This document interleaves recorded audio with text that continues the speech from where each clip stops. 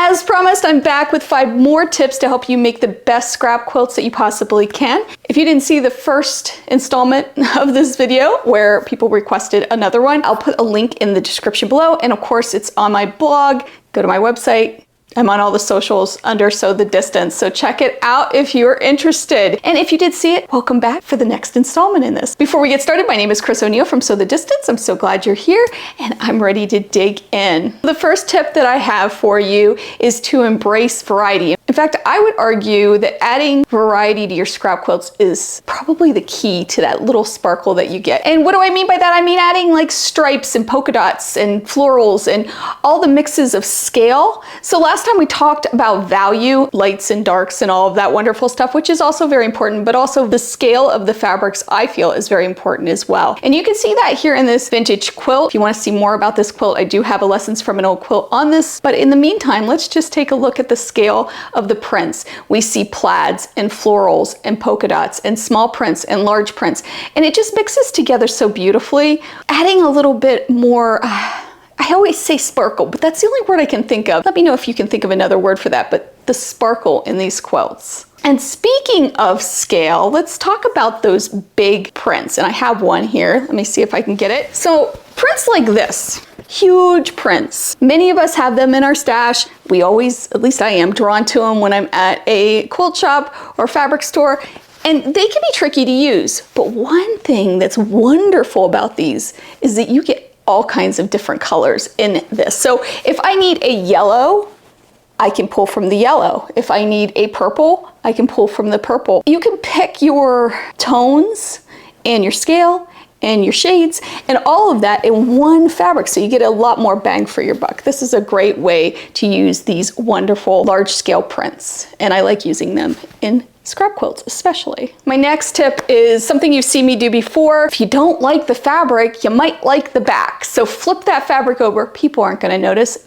Nobody's gonna know. Nobody's gonna know. Sometimes flipping it over gives you the value or tone or scale or whatever that you need to really make it work with whatever scrap quilt you're working on. And somebody in my comments a long time ago said, you pay for both sides. It's a good way of thinking about it. So you can turn it over and use the other side when you need to. My next tip is a little, I don't know, it's a double-edged sword, I guess, because I do this for everything that I make, but there's kind of a negative side effect to it. And this tip is to make a sample block to see if you're going to like it, to see how it works up, to see if you're going to change placements, if you're going to have to sew it a different way, all of that wonderful stuff. You might even make a sample block and decide that you don't want to do the project because you just don't even like the block. It's so important.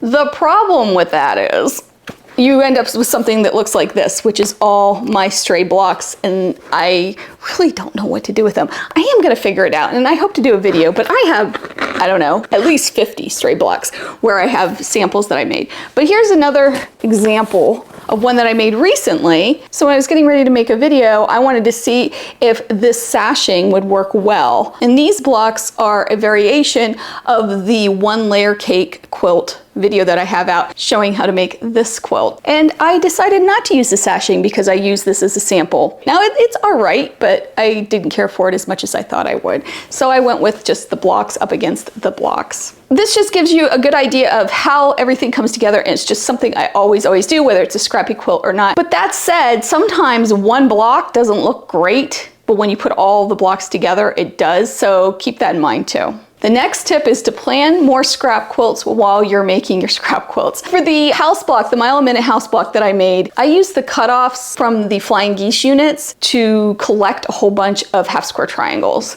Let me grab them. All right, so you can see these are all the half square triangles from this, and I am planning a quilt with these. So it's like a bonus quilt, like Karen from Just Get Done Quilts says, you know, for the backing, but I think I'm going to do this bonus quilt for a front. And it's just a great way to make another scrappy quilt out of some scraps from your scrappy quilt that you're already making. You already did the work, you already pulled the colors together. Why not keep going and find ways to take those scraps and make something else? It could go on forever though. It really could go on forever. All right, I said 5, I think I'm at 5, but I'm gonna give you yet another tip, a bonus tip, if you will. And that is sometimes when you have fabrics that just don't go together, you can tie them together with sashing. And I have a quilt sample of that right here. This is an I Spy quilt that I made. Yes, I have a video on this, but you can see that I used a black sashing. And even though there's so many different colors, that black fabric gives it a foundation, something to lean on, and anchors all of these interesting prints. I have another one here. This is from Pat Sloan's, it was the pandemic quilt.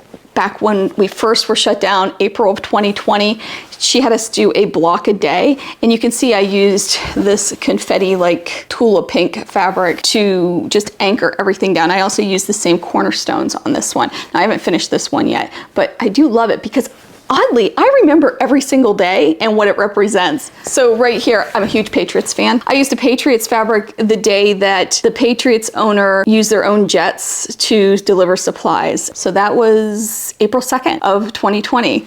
So cool. That's a whole nother video in and of itself, isn't it? To do one of these to talk about that. I hope you enjoyed these tips. I hope they help you make wonderful scrap quilts. Absolutely let me know. Check out my blog. I'll have an entry on this particular video too, along with the first one. I'll link them together. I'll put all the links below. I'll put them also in the first comment so you can check them out. I hope you have a wonderful day. As always, I hope you take some time to sew, and I will see you real soon.